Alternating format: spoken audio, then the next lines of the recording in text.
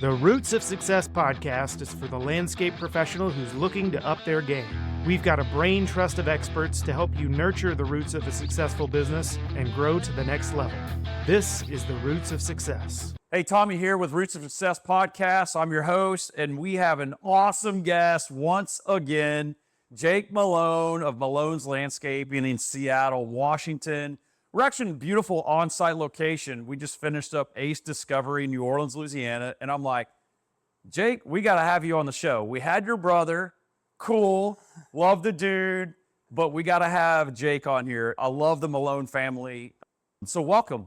Yeah, thanks for having me. It seems like every time we meet, it's in New Orleans. It's always in New Orleans. And we were Yeah. just together a few weeks ago for Mardi Gras. Yeah. A little different story. We had lots of fun, lots of partying, and got to know the town. This trip was a little different. A lot more business. But Jake, it's so good to have you.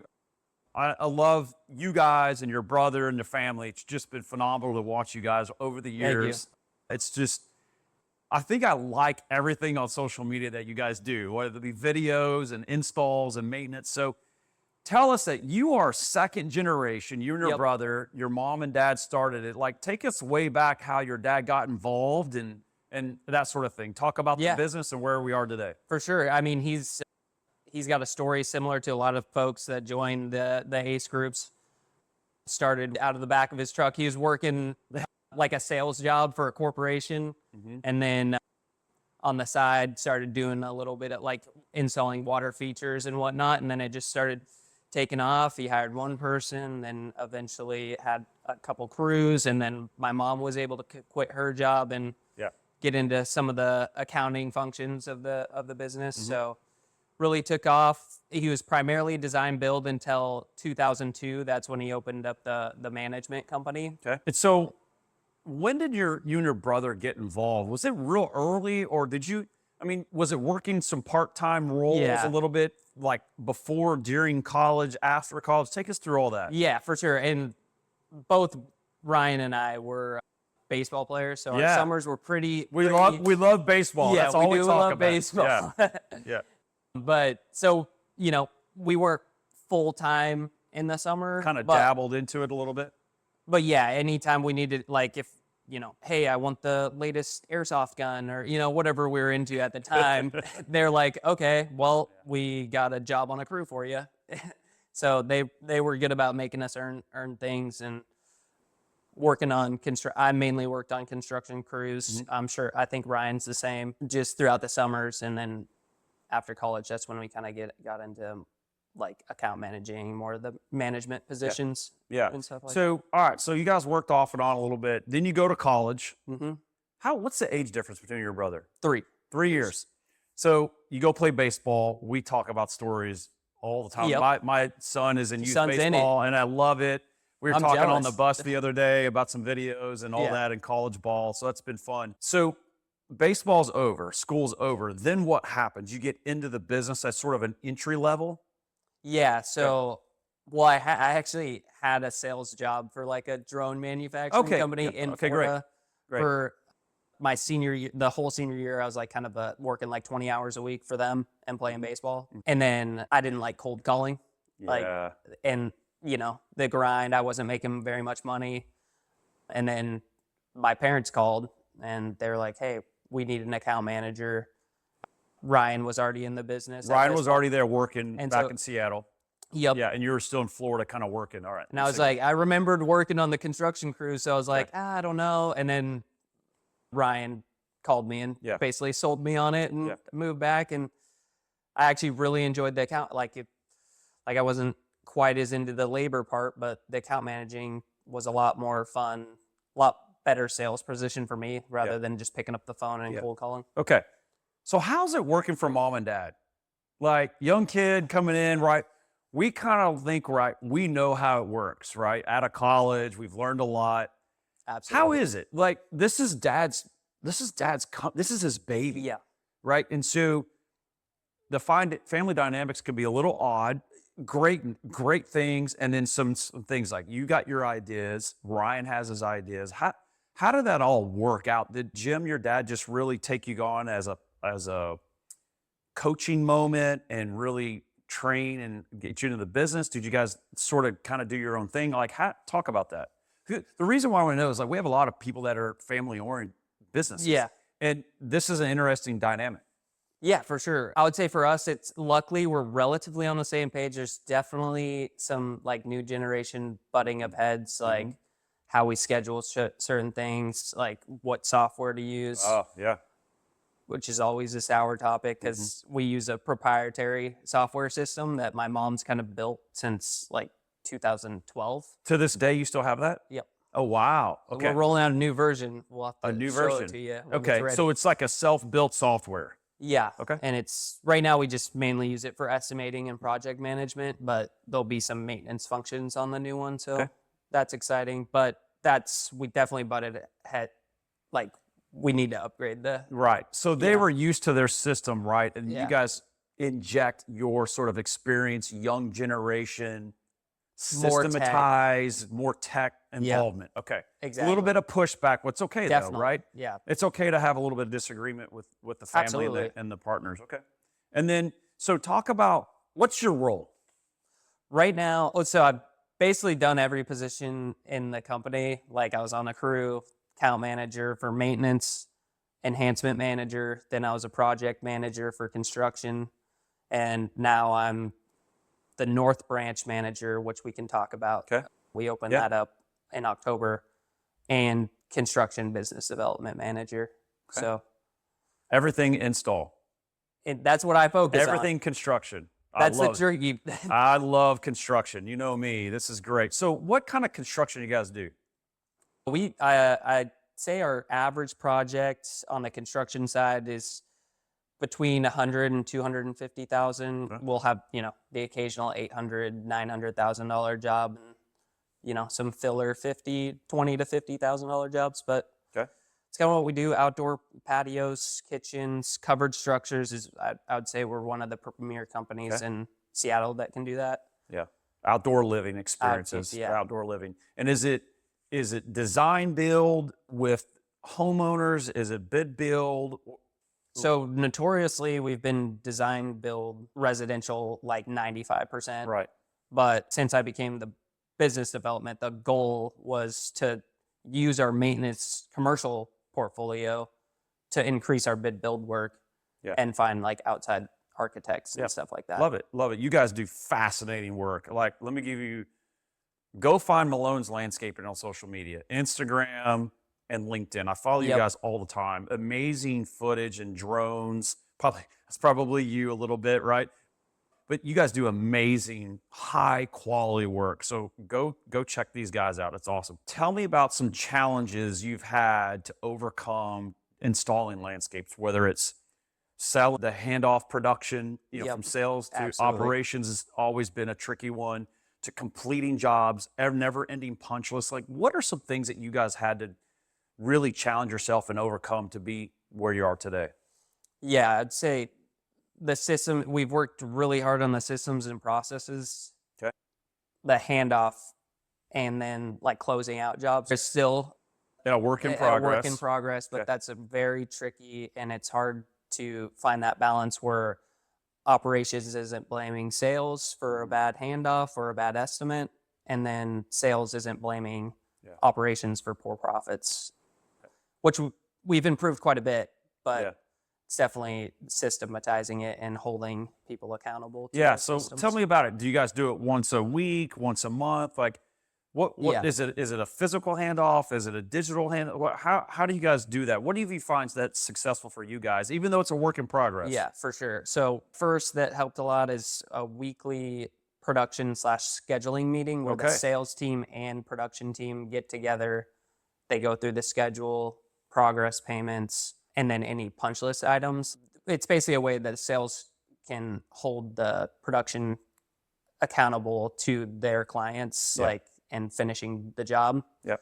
And then with pre-con meetings or pre-construction meetings, those happen, depending on how busy we are, but hopefully a month, 2 weeks out from the project starting, preferably a month. Yeah. And that happens in person. And the designers or salesperson's accountable for bringing a plan set that's approved by the client, an approved, like signed estimate with everything we're doing and laying out the scope. And then the foreman does pre-con with the project manager. Great. So what I'm hearing is you have a formal process. It's not perfect. I don't think anyone's going to have a perfect deal, but at least you're doing it for every install. A formal process to do handoff from sales to operations. Great. Mm-hmm. 2, you're having some documents exchange. More importantly, you're having a drawing or a plan or a sketch, some sort where they're very detailed of what's going on. Yeah, and approved by the client. And approved. Okay, so that's a great one. Yeah. Approved by the client. So you've set the client expectation up the very front. Yeah. So they've approved this design. Now we carry it over to operations as far as even the crew leader has got the same plan. So everyone's on the same page as far as the install. Love that a lot. What are some of the things that you guys are known for during your installations? Is it some closeouts? Is it some, customer service, communication? What anything else?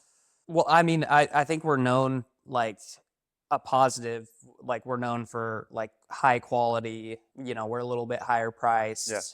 And then we have a dedicated project manager that's communicating. We, like anybody, you get 5-star review on being a good communicator, and then you get a 1-star review for being a bad communicator. Yeah. So it's, finding the balance, getting the right people in the right spots. How do you get quality? How do you guys keep quality? I mean, you guys have grown a lot over the years. You're doing something right. How do you ensure quality? I think it's a culture thing. Okay, explain that. Because our foreman on the construction side especially, I mean, each foreman's been with us for at least 10 years, or like if it hasn't been 10 consecutive, they left for a couple years and came back. Yeah, they came back to the best. They came. Yeah. We like to think so. Yeah. So, and I think that plays a big role. And then we're big on the third guy is in training to be a second, and then the second hand guy is in training to be foreman. So wow. I think that plays a huge role. And the older guys that have been there for 20 years, they're bringing in a lot of the talent that we get. So you said it. You nailed it. The head perfectly. You're always training that person to take the next role on the crew or in the organization. Yeah. So we got crew member 1 training up to be the next crew member to train up to the technician or whatever you call it, or even the crew leader, right? So they're always being trained to advance further. That's where you get the longevity. That's where you get the quality and consistency in your installs. For sure. And it all starts with you guys. That's not been implemented since day one with your dad, right? No. Well, and I'm sure the recession really hurt the construction side a lot. So he was actually pretty big. Like he had 13 crews. We're at 8 right now. So we're still building back to that. Yeah. But it was pretty stagnant. And I think just over the guys seeing the growth that we've experienced over the last 5-7 years, they're seeing those a supervisor positions now available, and they're seeing a little bit more growth, and we pay better than a lot of people in our area. Well, when you have that career ladder defined positions in your organizations, you can start to pay more and more and more and beat out that competition because you're wanting high growth performance out of these crew members. Yep. Crew leaders, crew technicians along the way, which actually makes a better performing company. Yeah. Love it. Yep. All right, you mentioned a couple times about this branch. I'm really intrigued by this. Okay. Oftentimes, branches can be scary. It's very scary. Yeah, what's so scary about it? Well, you're basically adding another $12,000 onto your monthly payments. The most scary part is how do you get that culture at the main building because everyone is there, and then how do you duplicate it somewhere else from a distance? Yeah. Okay, that's a big challenge. So what was the opportunity to have another branch? Was it because of clientele to service better? Yeah, so we found that our main branch is about an hour south of Seattle. Okay. And heavy traffic. So we found that a lot of our clientele, and we're still relatively competitive on pricing because it's hard to get into the city, super expensive. No one has yards near there. Mm-hmm. So it's all competitive. Right. So we just found that a lot of our clientele were Seattle, other side of the water, and Sammamish in north. So we were just getting killed on windshield time. Yeah. And we've definitely found that we're much more competitive with the North Branch. And like you said, we were concerned about the culture issue. Yeah. But I think we How'd you overcome that? We started, so luckily it kind of worked out like timing wise. We got the lease in October and then started running crews out of there in November, which is right when we go from 4 times a month services to 2 times a month services. Okay. So we were able to, instead of lay people off for the seasonality, just have them come, people that were already with us, come to the North Branch so they kind of know our culture, know our processes and systems. And then now we're getting back into spring, so we're getting an influx of new people that live up there applying, and we just kind of filtered them in and then slowly sent some of the other guys back to the south where they live. Right. Good. And it's worked out great so far. Yeah. Knock on wood. Well, and what I'm hearing, this is great, because I think what you've hit is you and your brother and your family have been running the main headquarters, we'll call it, right? But you've been in that for a very long time. Consistency. I know you're in the family and all that, but for our audience, that's where you get the brand and the culture built. So for you to be able to pull out of the mothership and go over, because then you would keep that same culture. I think that's the part of, versus if you and your brother and your mom and dad would stay the same and you hired with somewhere else and said, now you're going to run the North Branch, you probably wouldn't have gained that consistency across the board. So it was like, all right, Jake, you're going north, we'll stay south, and we both have the consistency. Would you say that's accurate? Yeah, that's exactly right. Like, we wanted to have Malone ownership presence at the North Branch, and then the production supervisor, he's kind of responsible for quality and getting the crews out in the morning. Yep. He was promoted from within Very valuable. From a crew lead, and he had been doing maintenance for 20, 25 years. Yeah. So super valuable, great guy, speaks English, like the whole. Yeah, so you're grabbing parts of the mothership to kind of pull out there to get a consistency. Yeah, well, it's career advancement for him. He drives a little bit further now for work, but for him it made sense, he's liking it so far. Yeah. What's a lesson learned in starting a new branch? I mean, I'm going to be honest, I've been pretty fortunate. It's gone pretty well. I would say the biggest thing is we were thinking the business development would be going a little better than it is right now. And how's that a challenge? That's been a challenge, getting letting people know we're in that area. Yeah. And just like rebidding stuff that we might have been a little bit too high on before, with that new drive time accounted for. So just really having the time, it's only been a couple months, but like having the time to really beat the pavement and get those new contracts signed has been a struggle for sure. I get it. But it's in 6 October. So, I mean, it's relatively new. It takes time to develop that. But the fact that you've got your trucks there, you've got a physical location, you've got your IT and software. I'm sure billing and invoicing is communicated back to the mothership too? Yeah. Okay. Yeah, so that's through our software system, which is good. It's a challenge with our in-house mechanics are back at the main shop. So we're still trying to, basically our supervisor does, on Fridays when no one's working, takes any broken equipment, but I can foresee that potentially being an issue in the prime season. Yeah. So tell me about installation work. What makes you guys profitable installation work? What do you guys observe? Is there metrics, KPIs? Is there SOPs for an audience that does either it's design build or bid build or something along the lines? What makes you guys successful to be profitable and know how to win? Yeah, for sure. Well, when we do win, we're definitely working on it. But when we do win, our software, like there's a project management tool, we're constantly updating actual hours versus bid hours. Okay. And I think since we started tracking that, and then revenue per week, So the project managers they just started this last year, like middle of last year, tracking their revenue per week. Because we found like if you don't hit your revenue goals, you're not going to cover, then your Not covering your overhead. overheads percentage goes up. Yeah. So that was a big. And project managers are tracking that? Oh, love it. Yeah. So it's holding them accountable. Like if It's a commitment of revenue for, let's say, 4 weeks. Yep. I've got to produce this revenue in 4 weeks because let's say it's $200K, times 2 project manager, 3 project managers. You got to commit to that because that covers everything for our team and our group and everything else. It really forces them to like, we need to wrap up this job or I'm not going to hit my revenue goal this week. Yeah. Like I got to get someone, I got to go do it myself or, whatever it is. Yeah. And we found that that's really helped us get into the more like 10 to 12% months. Okay. And then you said bid versus actual hours. How do you guys manage that? Do you see it?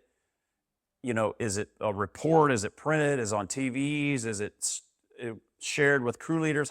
Give us some feedback on that. Yeah, for sure. And they get a weekly hours sheet that they have to sign off on. Okay. So they're seeing where they're at, how much time they spent on each.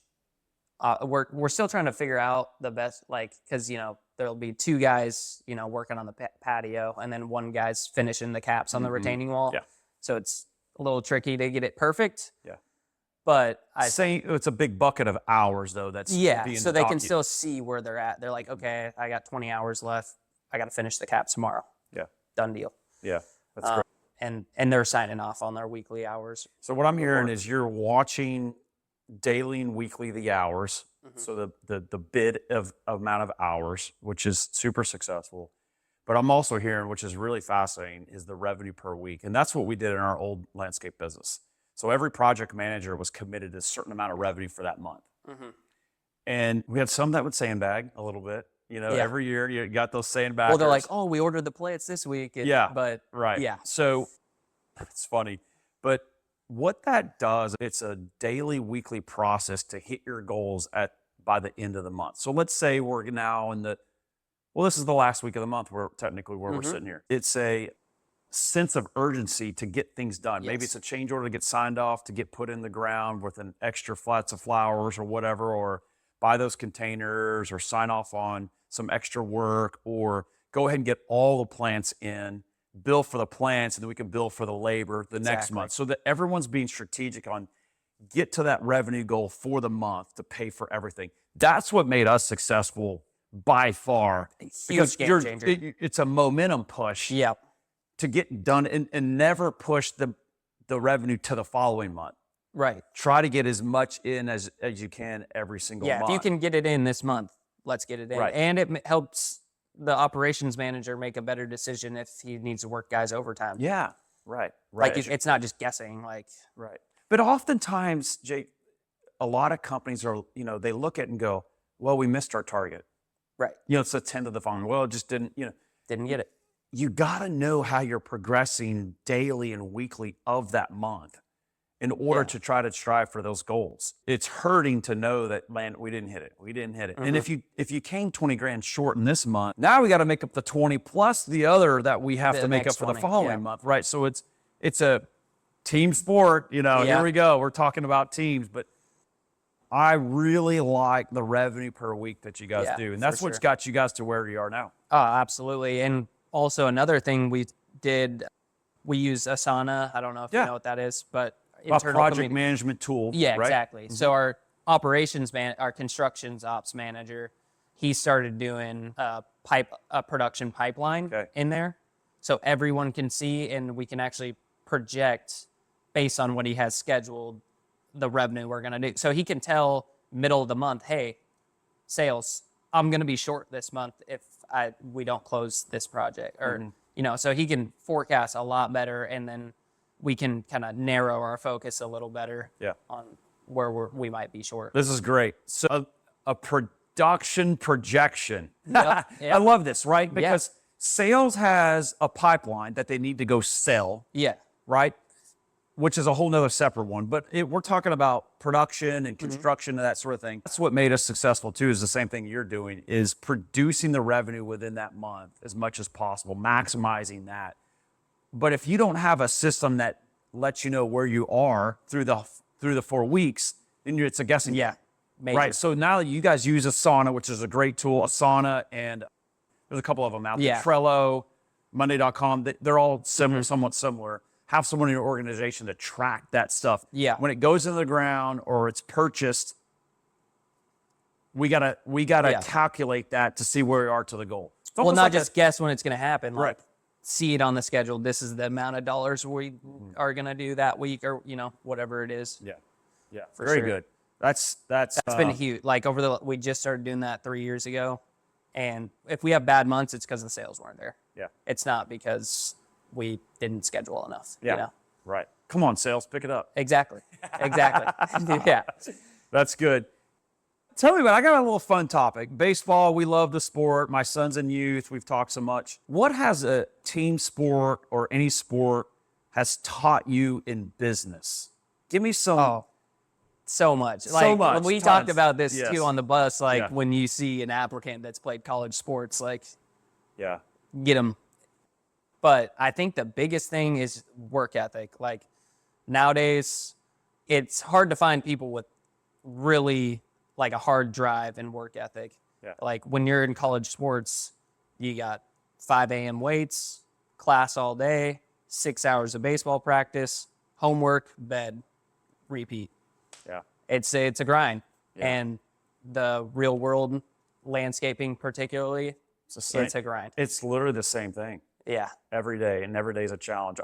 I love sports. I love to watch. I was reading your strengths just a few minutes ago and your top 5 strengths are the same as almost close to mine, but we have competitive Yep. and we have significant. So Yep. this is why we're sitting here right now, is because we're very similar, and I love that. But I played all through high school and some college, and I would agree. No discount to anything else out there, but athletes and sports people just have this ability to sort of have a team camaraderie, because you win together. Yep.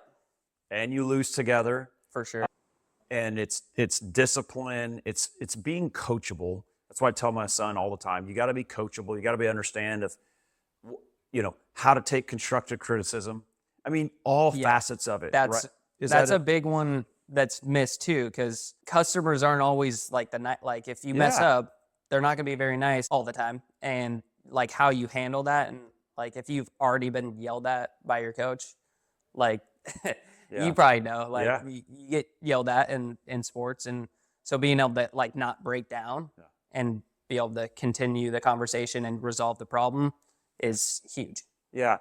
Whether you're sports or not, athlete or not, that's a good point. Constructive criticism is very good and healthy. Yes. And I'll tell our audience this, I'll tell you this. I learned the best and the most from the toughest and strictest clients ever. Yep. I have a top 5 client list that I did not like at all. To this day, I don't know if I would show up at their property, but that top 5 bad client list taught me a ton. Mm-hmm. And it challenged me, and it pushed me to the most extreme to dig deep in some challenging situations that, we messed up. He might have messed up as well. But it was like constant on my rear about something all the time. And those are the ones that I really probably, at that time, I hated. Yeah. But now looking back, I really encourage, because I learned a lot during that tough time. And I'm sure you've got some clients that have been really. My very first client, first day on my butt about porta potties in the wrong place. Oh, yeah. Guys showed up late. I need to schedule every single morning what they're gonna do, and that was like for the first week.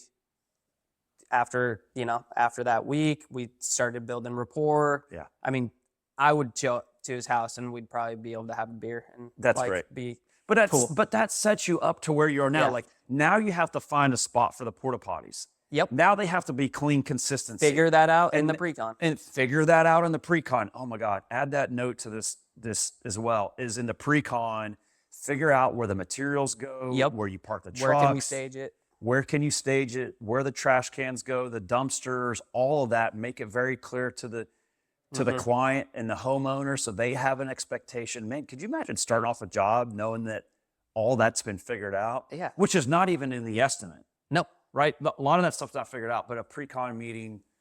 Well, an is super on-site valuable. pre-con with the client, especially residentially, like an on-site pre-con. It's where their you own can- personal space. Yeah. Well, and they might have just spent $100,000 on their driveway and don't want you to drive on it, but you would never know unless you brought it up. Brought it up. Jake, any last minute words of wisdom, advice, schedules, books, anything that's out there that you live by that you're like, man, this is me. This is what got to me where I am today. I'm not perfect, but this is me. Yeah, well, definitely far from perfect. I would say as business owners and like higher up performers in companies, you just got to keep plugging away and trust the process. Yeah. Nothing works if you don't do it for a long enough period of time. There's a lot of influencer, successful people out there that I listen to that live by that. Yeah. And that's all I've been trying to do for the last, 5-6 years. Yeah. I think what stands out in my observation of you is you being the baseball player. Like if you're batting 300, you're super successful. So you're not doing something, you're getting out of some say or way 70% of the time. Sales. Sales, right? It's sales and it's everything in life. But I think what you got to understand is keep grinding and trust the process, develop the process. Nothing you implement today will be perfect, but if you just implement and do and do and do, well, and it's going to be going, painful. That's what people have to understand is it's going to hurt. It's going to suck. Like you're going to get knocked out more times than you succeed, like in baseball. Yeah. But you just got to keep going in those rare successes you do have feel so good. Yeah. So it's worth it. Keep grinding, never give up at the end of the day. One of my favorite quotes is progress over perfection. Yeah. I love it. Just keep progressing and keep developing along the way. And good things will happen for consistency. 100%. Our quote of the year, it kind of goes off that. Our Okay. quote of the year for our whole company was the road to extraordinary is paved by consistency, which I think is perfect for what we were just talking about. Yeah. Well, good stuff. It's been a pleasure, Jake, my friend now. Always Don't a tell pleasure. Ryan, you're amazing. Thank you're you, an thank awesome. Thank you for taking time out of this after the Discovery event. We're glad to have you as a full-time member of our peer group program. Happy to be here. It's a pleasure. We'll stay in touch along the ways. Thank you for all of this, and thank you to the audience for listening. But very great episode. I appreciate it. Thank you so much. I appreciate it. Ready to take the next step? Download our free profitability scorecard to quickly create your own baseline financial assessment and uncover the fastest ways to improve your business. Just go to mcfarlandstanford.com/scorecard to get yours today. To learn more about McFarland Stanford, our best-in-class peer groups, and other services, go to our website at mcfarlandstanford.com, and don't forget to follow us on LinkedIn, Facebook, and Instagram. See you next time on The Roots of Success.